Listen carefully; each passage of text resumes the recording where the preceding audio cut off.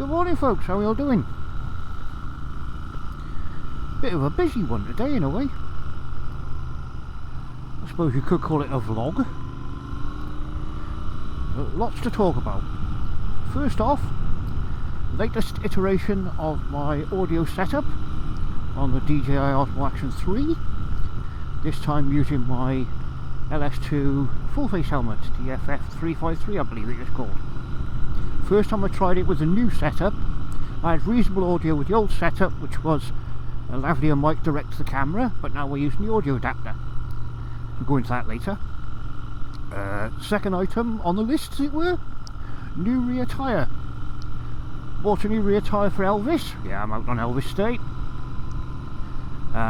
It's a Kenda K657, if I remember correctly. We'll get into that one later. Number 3 on the list, new jacket. I have actually worn it before. It's basically a Kevlar lined armoured shirt. Ummed and ahed about buying one for ages and ages, and I did. I'll give that a try. And last and definitely not least,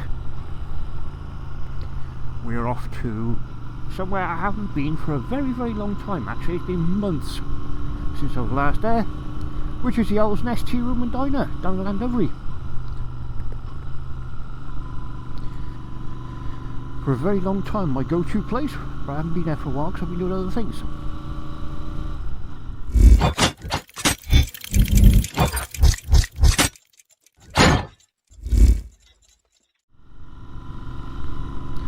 Okay, let's get into the video with the first thing, the audio setup.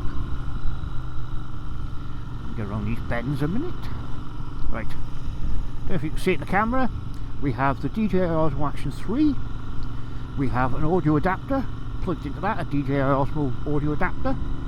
I did try a cheaper version, but it didn't work with these cameras. It only works with the original Action camera, DJI Action. And I have a lavalier mic plugged into the audio adapter. Now, a lavalier mic is just a generic eBay cheapy jobby, nothing special. I bought 3 of them because I got 3 different lids. The gain is currently set at -6, if anybody's interested. Now let's see how we get on. Oh, visor up. Right, as I said at the start of the video sort of thing, originally I was running a lavalier mic with a USB-C connector on the end direct into the camera. Excuse me, the audio was quite reasonable. It was usable with this helmet. What I found was the voice was quite clear, not perfect but clear, but you have very little audio in the background, which was disappointing. So now I'm trying this setup, which I have used in my 2 other helmets, my motocross and my adventure helmets, reasonably successfully so far. So we'll try this one now. Nationals! This is an ongoing issue I'm having with the audio with this camera, is trying to get it the right settings, the right setup. Which, as anybody who's dealt with vlogging, YouTube, etc. will understand, getting your audio right is vitally important and really, really difficult sometimes, especially if, like me, you're not great with technology. Remember, I'm an old dinosaur, I am. I'm 60 this year. I never played computer games or anything when I was younger. And computer games came out when I was in my, what, 20s? You had things like Space Invaders. I didn't even play that. Didn't get on with it. So all this technology is very new to me. But it does kind of prove that even an old dinosaur like me can kind of get it working eventually. That's kind of the plan of the whole YouTube channel, really. So yeah, hopefully we'll have acceptable or reasonable audio for now. It can be worked on. As always, if you have any suggestions, helpful criticism, comments, blah blah blah, stick them in the comment section below. Especially if you know a lot more about the audio setups than I do. Well, good morning, Mr. Magpie. Okay, so part 2 of my vlog, for want of a better phrase. My tyre, my new rear tyre, Kenda K657 if I remember correctly. Now I come across this tyre when I was searching for a rear tyre for the bike to replace the original Seat tyre, which was on here from the day one, so to speak. Done 5,000 miles. It had it. And I was looking for a replacement and I come across an advert on eBay. Someone was selling the Kenda. They'd bought it brand new for their Interceptor, never fitted it, and subsequently have sold the Interceptor. So, classic surplus requirements. It was about 30 quid cheaper than I would have paid brand new, so quite happy with that. And it was still brand new, still in all the original packaging, all that stuff. The date code on it was, I can't remember, it was 3324, which I believe is like the 33rd week of 2024, so literally brand new tyre. Can't resist, I thought. So quick bit of research on Tinterweb, as I do, and the Kenda tyre come up as a very good tyre. Slightly softer compound than the standard Seat tyre, from what I could find. No complaints. It is a budget tyre, but then personally I don't really see the point in spending, you know, silly amounts of money on tyres for the Interceptor Elvis. You know, he's got bog standard suspension, normal way up front forks with no adjustment. Rear shocks are a pair of springs. They do have remote reservoirs on them, but I think they're just for show, quite honestly. You know, it's not, and they're 18-inch wheels, so it's not going to be the best handling bike on the planet. Yes, they handle quite well, and I'm sure you can get your knee down if you really try hard enough. I'm not. 47 horses, over 200 kilos, and bog stock suspension. I am not buying, you know, Pirelli Corsa 3s for Elvis. It's just pointless, waste of money. So I'd already planned to buy, for want of a better phrase, a budget tyre. The Kenda come up, I thought, I like the look of it, I like the look of the tread pattern. We'll give that a try. Let's see what happens. So obviously I had the tyre fitted and I fit the wheel myself. I take the wheel on and off myself.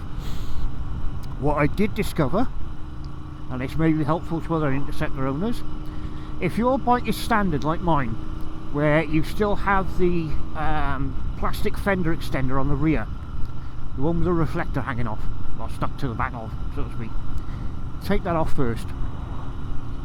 I work on the bike stood on the centre stand, kneeling on the floor. I don't have a bike lift or anything to make life easier for me.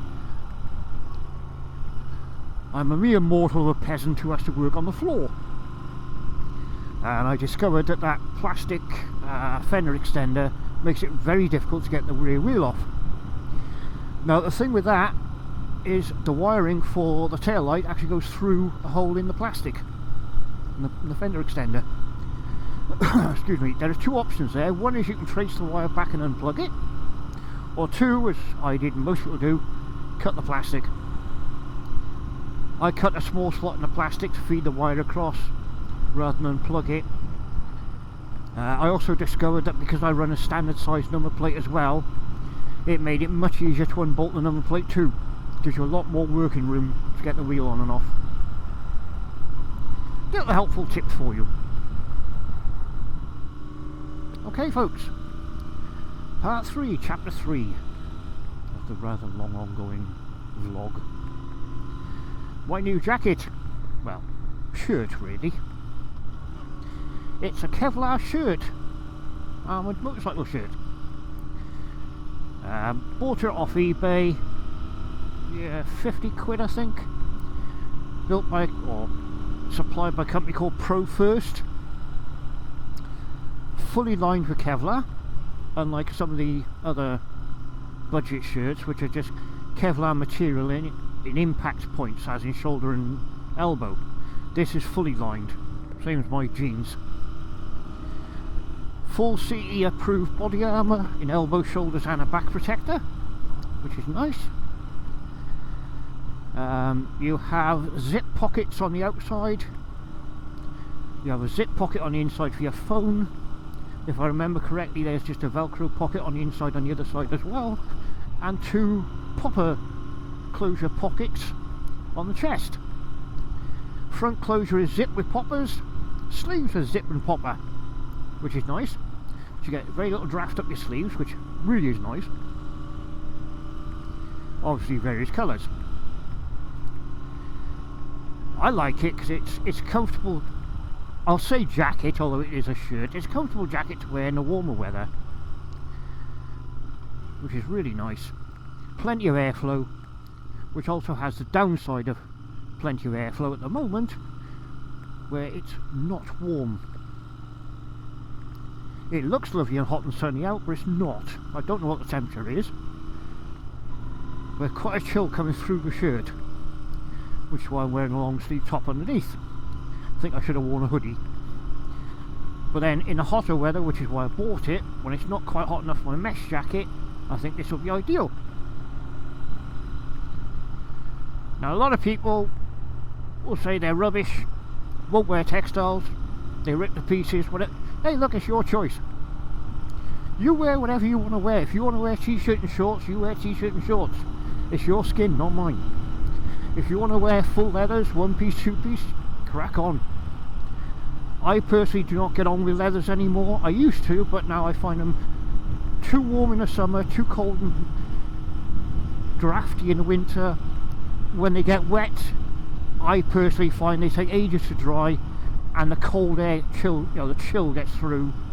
So I just find them uncomfortable. I actually prefer textile gear. I'm happy to wear Kevlar jeans and shirts and mesh shirts, etc., or mesh jackets during the warmer weather. If you're not, you're not. Also, you can get other makes of shirt, RST, reshirt, etc., which will cost you more. Whether or not they're better quality, I wouldn't like to say.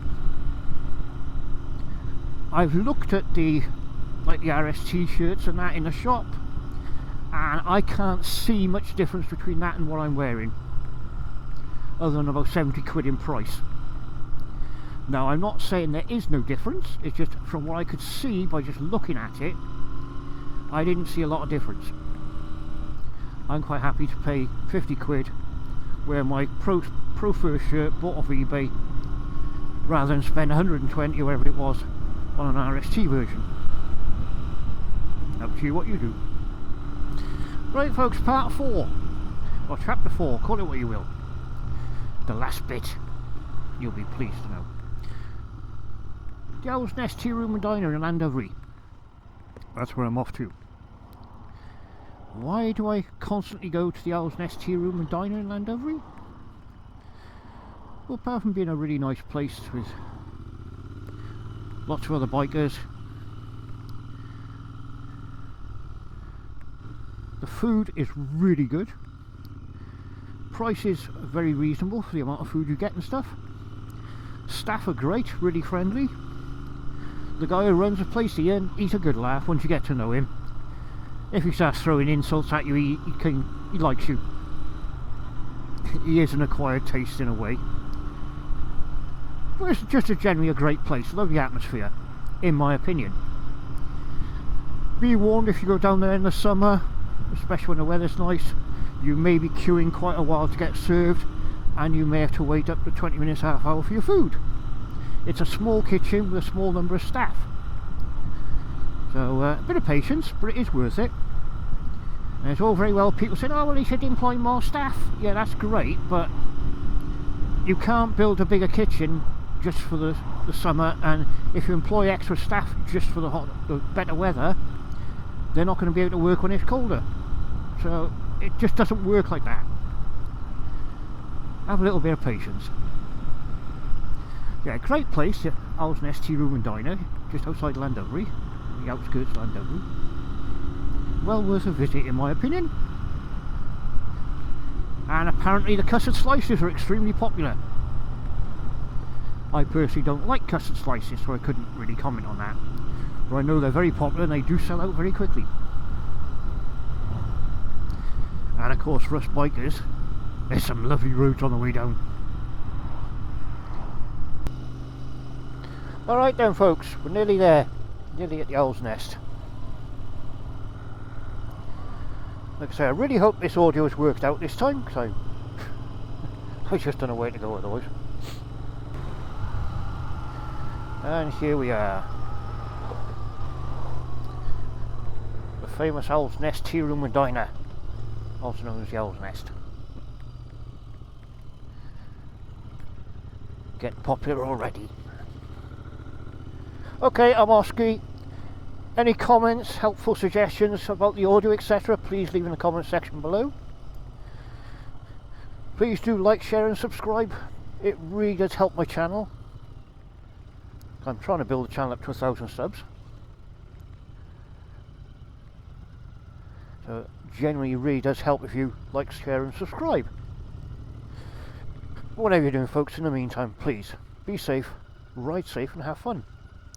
And of course the statutory, as always, doodles!